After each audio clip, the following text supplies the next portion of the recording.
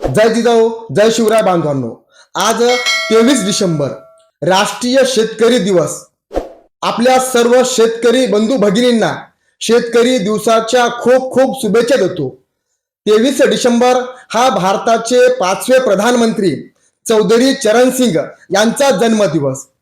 चौधरी चरण सिंग हे देशाचे प्रधानमंत्री असते वेळेस आपल्या देशातील शेतकऱ्यांच्या हितासाठी कल्याणासाठी अनेक त्यांनी सकारात्मक निर्णय घेतले.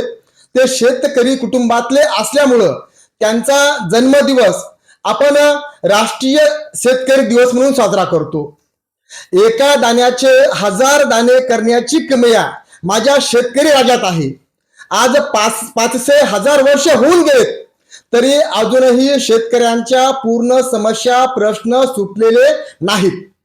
छत्रपती शिवाजी महाराजांनी 400 वर्षाच्या अगोदर 18 पगड जातीतील मावळ्यांना सोबत घेऊन शेतकऱ्यांचं कष्टकऱ्यांचं रयतेच्या रक्षणाचं एक स्वराज्य स्थापन केले होते. आज संपूर्ण जगाचा पोशिंदा हा शेतकरी आहे.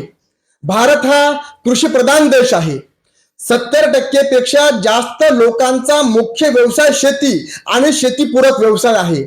आणि आज आपण शेतकऱ्यांना शेतकरी राजा म्हणतो, बळीराजा म्हणतो, पण या शेतकरी राजा बळीराजावरच आज आत्महत्या करण्याची वेळ आलेली आहे. उन्हातानात शेतात घाम गाळून राब राब राबतो, कडाक्याच्या थंडीतही रात्रभर जागतो, पावसाळ्यात सुद्धा मेघ गर्जनेसह ओल्या चिंब बरसणाऱ्या पावसाच्या सरी डोईवर झेलतो असा माझा शेतकरी राजा. आज हिवाळ्याचे दिवस आहेत, कडाक्याची थंडी आहे. रात्री आपल्या शेतातील पिकास शेतकरी हा पाणी देण्यासाठी जातो. आज आपण थंडीच्या दिवसामध्ये आपल्या घराची दारे खिडक्या बंद करून झोपतो, अंगावरून खूप पांघरणे घेतो, तरीही आपल्याला कडाक्याची थंडी वाजते. आणि माझा शेतकरी बाप या एवढ्या थंडीत तो शेतात जाऊन रात्रीच्या वेळेस इचूकड्याची पर्वा न करता, भीती न बाळगता तो शेतामध्ये घाम गाळतो, काम करतो, मेहनत करतो. माझा शेतकरी राजा आसमानी आणि उस्मानी संकटात नेहमी सापडतो. शेतकऱ्यांच्या मुलाच्या शिक्षणासाठी फीस भरण्यासाठी पैसे नसतात. दिवाळीच्या सारख्या सणाच्या दिवशी त्यांना कपडे घेऊन देण्यासाठी पैसे नसतात. मुलींच्या शिक्षणासाठी लग्नासाठी पैसे नसतात. आणि त्यामुळे माझ्या शेतकरी राजावर आत्महत्या करण्याची वेळ येते. ही वेळ काय येते? कारण एखाद्या कारखान्यात तयार झालेल्या वस्तूची किंमत त्या कारखान्याचा मालक ठरवतो, पण शेतात शेतकरी राजा जो पिकवतो त्याच्या पिकाची किंमत शेतकरी राजा न ठरवता व्यापारी ठरवतो. आणि त्याच्यामुळेच शेतकरी राजावर आज आत्महत्या करण्याची वेळ आलेली आहे. कधी ओला दुष्काळ, कधी कोरडा दुष्काळ. जास्त पाऊस पडतो, शेतातले पिकं वाहून जातात, जनावरं वाहून जातात, काही शेतकरी वाहून जातात. आणि कधी कोरडा दुष्काळ पडतो, शेतातली सर्व पिकं करपून वाळून जातात. आणि आमचे मंत्री काही महोदय, सरकार कोणत्याही पक्षाचं असू द्या, ते भांडवलधारजीनं असते. आमचे काही मंत्री महोदय तळ्यात पाणी नाही तर काय मुतू का? शेतकऱ्यांकडे मोबाईलमध्ये रिचार्ज मारण्यासाठी पैसे आहेत, पण लाईट बिल भरण्यासाठी नाहीत.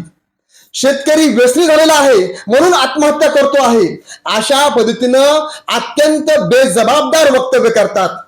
तर या ठिकाणी या सर्वच शासन प्रशासन करताना मला राष्ट्रीय शेतकरी दिवसाच्या निमित्तानं सांगायचं आहे की आपण किती जरी पैसा मिळवला, आपल्याला भूक लागल्यानंतर आपण पैसा खाऊ शकत नाही, आपण सोनं चांदी खाऊ शकत नाही.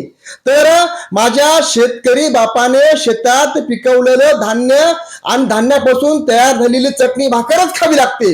आणि या संदर्भातच कवी इंद्रजित भालेराव सरांनी माझा शेतकरी बाप नावाची सुंदर कविता लिहिलेली आहे, ती या ठिकाणी मी म्हणणार आहे. माझा बाप शेतकरी, शेतामध्ये माझी खोप, तिला बोराटीची झाप, तिथं राबतो कष्ट तो माझा शेतकरी बाप, लेतो अंगावर चिंध्या, खातो मिरची भाकर, काळी उसाची पाचट, जगा मिळाया साखर, काटा त्याच्याच कापाई, त्यानं काय केलं पाप. माझा शेतकरी बाप उभ्या जगाचा पोशिंदा. त्याच्या भाळी लिहिलेला रात्रंदिस कामधंदा. कष्ट सारे त्याच्या हाती, दुसऱ्याच्या हाती माप.